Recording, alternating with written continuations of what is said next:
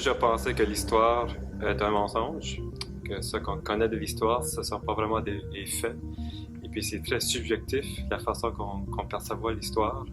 Et c'est surtout le fait par l'histoire de l'Acadie, parce que cette histoire-là a été transmise par les vainqueurs.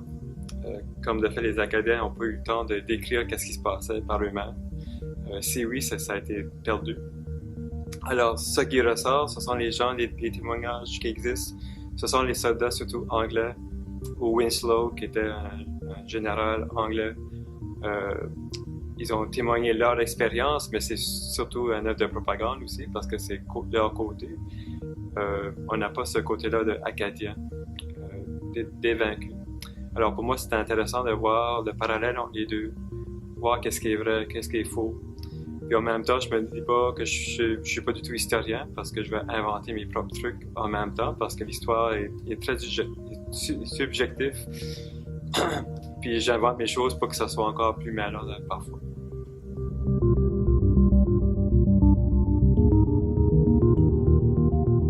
Mais ce que je trouve intéressant avec l'histoire de l'Acadie, ça s'est passé aussi par l'aspect visuel. Il y a tellement d'artistes qui ont été inspirés par l'œuvre de Longfellow, Évangeline, des artistes de partout au monde qui ont fait des tableaux par rapport à l'expérience d'Évangeline avec Gabriel et son père. Et puis ces tableaux-là ont vraiment influencé, cette histoire-là, le poème et le tableau ont vraiment influencé les Acadiens eux-mêmes. Il y a beaucoup de gens qui ont pensé, c'est ça qui est arrivé, c'est ça l'histoire de l'Acadie, où il y a vraiment existé un Évangeline, un Gabriel et tout ça. Et bien que ce poème-là est très sympathique envers les Acadiens, ça décrit un peuple mythique. Ce sont des martyrs, c'est un peuple qui n'existe plus, qui a été effacé. Et comme de fait, non, je suis ici à Moncton, je produis, c'est pas vrai. Il y a d'autres choses qui s'est passé. Il y a eu une résistance très forte par rapport à la déportation. Il y a eu que je considère des héros, Beausoleil-Broussard, Boisébert aussi, qui ont fait la guerre, qui ont lutté, qui ont sauvé des milliers de personnes en plus, des réfugiés qui crevaient de faim.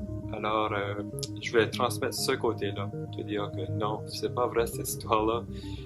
Il y a des choses qui sont vraies, mais il y a des choses qui manquent beaucoup. Alors, il y a deux artistes, l'œuvre de Sir Frank Dixie, La déportation des Acadiens, et l'œuvre, je pense, la plus connue par rapport à l'histoire de l'Acadie. Je me souviens que ma grand-mère avait dans son salon une reproduction de ce œuvre-là. Je pense d'ailleurs beaucoup de familles avaient ça de leur salon pour se rappeler de la déportation. Là, il y a tellement des petits éléments dans les peintures, comme l'exemple de Sir Frank Dixie, qui sont fausses. On avait cet aspect romantique de la déportation. C'est ce que je voulais défaire, parce que dans d'autres genres de génocide, il n'y a pas le côté romantique de l'Holocauste des Juifs. C'est pas du tout romantique, c'est tragique, puis ça devrait toujours rester tragique. Alors je voulais défaire un peu cet aspect romantique-là de la peinture d'anciens maîtres, si on dit. Puis comme que je m'inspire beaucoup de l'histoire de l'art, je m'inspire beaucoup de l'histoire du mouvement néoclassique, surtout en peinture et en sculpture. Benjamin West était un des premiers à utiliser cette notion-là de néoclassique, la façon qu'on présente les gens. Les mises en scène, c'est plutôt comme une pièce de théâtre, comme des genres d'opéra. Puis la façon que les gens posent, comme disons ici Moncton. Moncton, le portrait officiel, a la même pose, puis c'est basé sur la pose d'Apollon, la sculpture d'Apollon, gréco-romaine. Puis on dit que cette pose-là, ça veut dire que c'est quelqu'un qui a célébré une victoire, c'est un noble, quelqu'un qui a eu beaucoup de succès. Puis c'est la pose que Benjamin West avait choisie pour Moncton parce qu'il venait de célébrer ses victoires, non seulement en Acadie, mais aussi en Martinique. Puis cette peinture-là a rendu Moncton célèbre et en fait West encore plus célèbre parce que c'était considéré comme un chef-d'œuvre. Et puis dans ma version des faits, mais j'ai gardé la pose de Moncton, mais avec son sable et avec du sang ensanglanté, avec ses victimes qui sont en bas, des Acadiens, qu'on ne connaît pas vraiment l'histoire.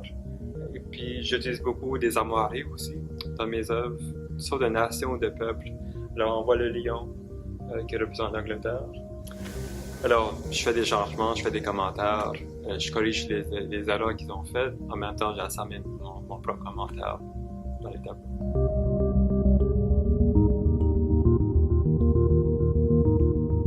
Ça parce que j'avais beaucoup de problèmes j'avais commencé à faire de l'histoire, représenter les Acadiens dans l'histoire depuis 2004. Puis au début, je les dessinais au crayon, puis je gribouillais avec de l'encre noire par-dessus. Puis là, certaines œuvres, ils étaient au crayon, tout simplement, transparents, translucides. Puis il y a d'autres œuvres qui sont habillées, mais pas vraiment. Puis là, de partir de, je pense, il y a 2-3 ans, qui sont nus, complètement nus. Puis c'est un peu comme des histoires-là qu'on connaît pas leur histoire. Là, ils sont un peu déformés dans ce contexte-là, qui sont pas vraiment réellement physiques, réellement dans le tableau.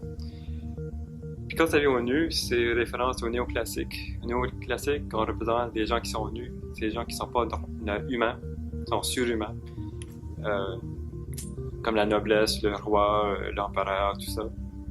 Beaucoup de ces peintures-là, ils sont nus ou en tâche romaine.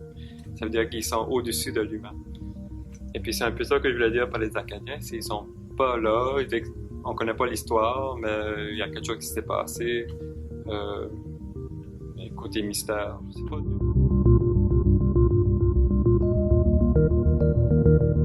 J'ai adoré au Canada dans le sens que quand c'était aux États-Unis, au Massmoka, je pense sur 60 artistes, il y en a 55 qui étaient là sur place.